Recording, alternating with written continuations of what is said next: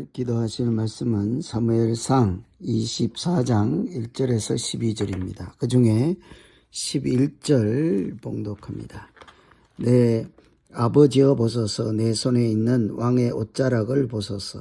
내가 왕을 죽이지 아니하고 그 옷자락만 베었은즉 내 손에 악이나 죄과가 없는 줄을 오늘 아실지니이다. 왕은 내 생명을 찾아 해하려 하시나 나는 왕에게 범죄한 일이 없나이다.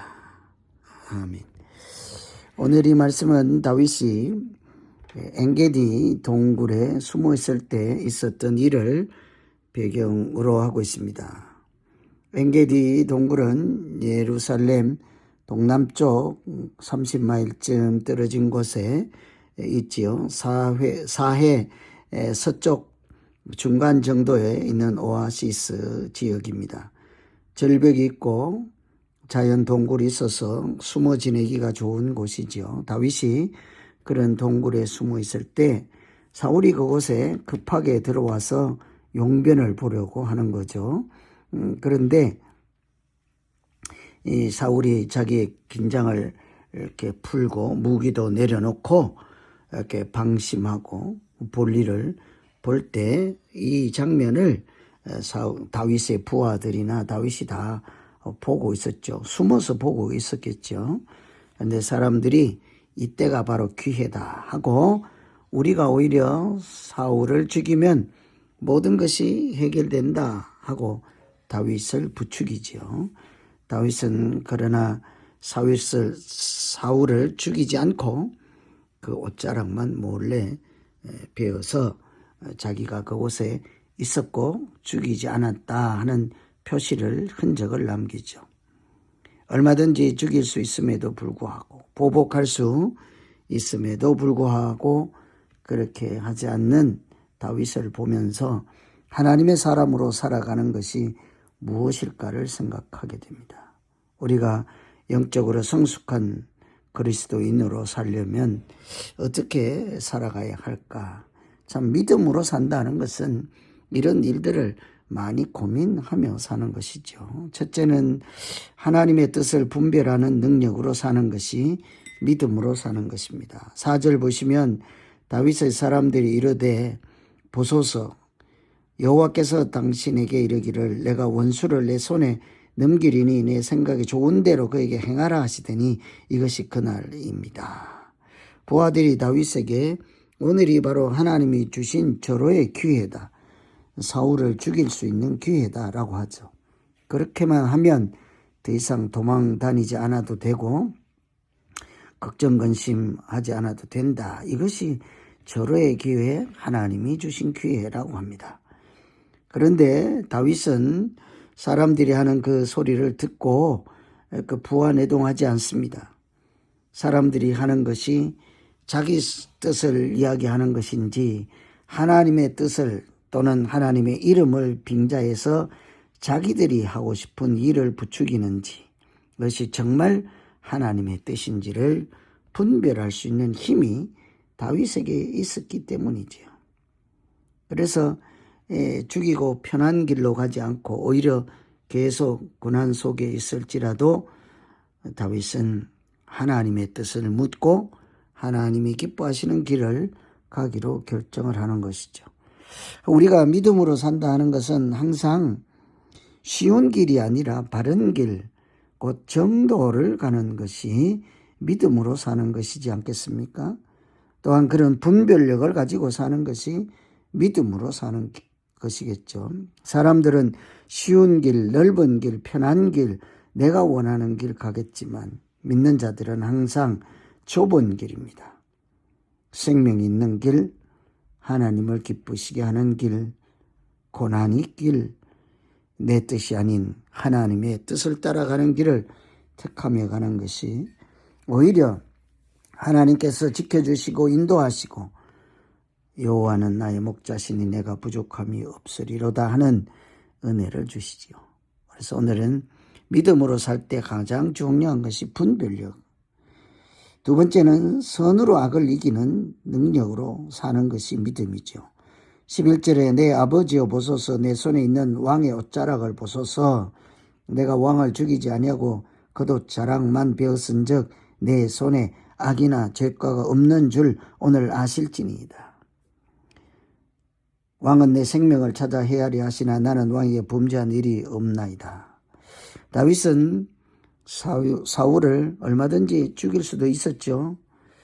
그럼에도 불구하고 그 쉬운 길 가지 아니하고 내 아버지여 하고 그 왕을 아버지라고 부르며 충성하는 신하로서의 자세를 버리지 않습니다.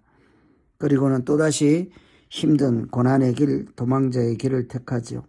원수 갚지 않고 내 감정대로 대하지 않고 그렇게 믿음으로 살아가기를 결정합니다. 참 어려운 일이죠. 사람이 억울한 일을 당하면 감정이 폭발하기 마련입니다.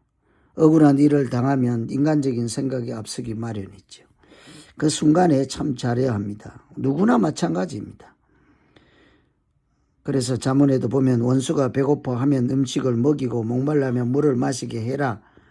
그리하면 빈 숯을 머리에 놓는 것과 같고 여호와께서 갚아주신다. 그러죠.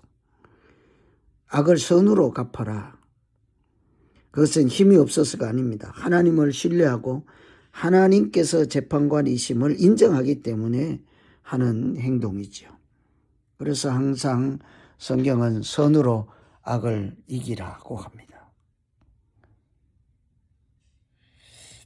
이 하나님께서 우리에게 재판장이 되어주셔서 선수 교만한 자는 물리치고 겸손한 자에게 은혜를 주시는 하나님이기 때문이죠.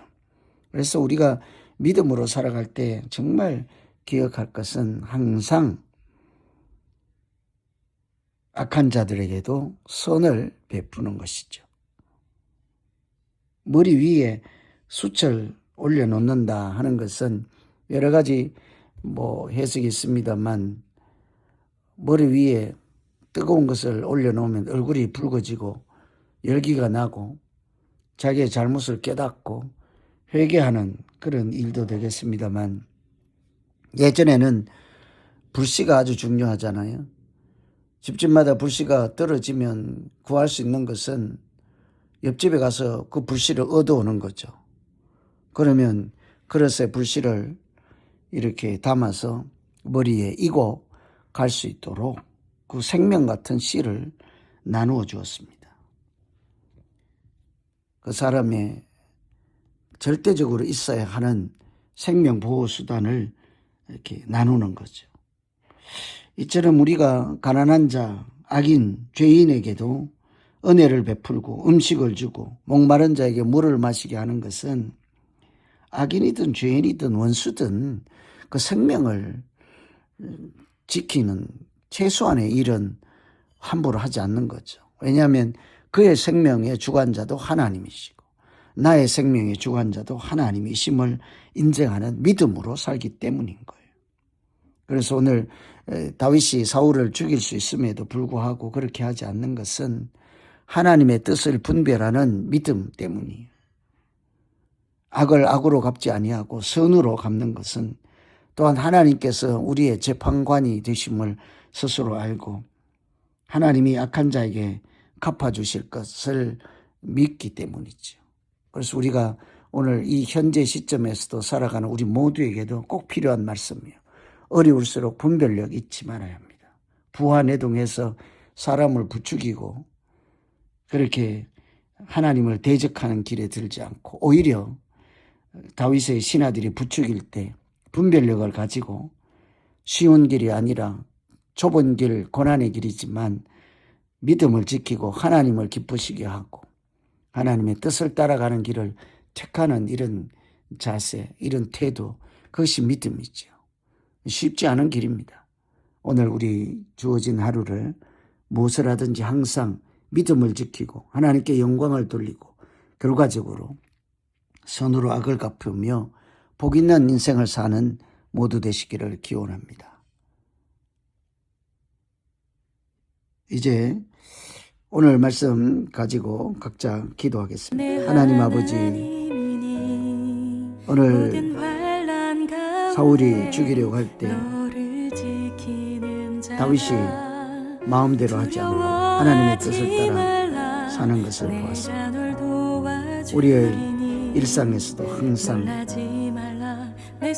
선을 따라가게 하시고 악으로 갚지 않고 하나님이 기뻐하시고 하나님께 영광을 돌리는 길로 갈 수 있도록 우리에게 담대한 믿음 주시고 지혜를 더하여 주시옵소서. 예수님 이름으로 기도합니다. 아멘.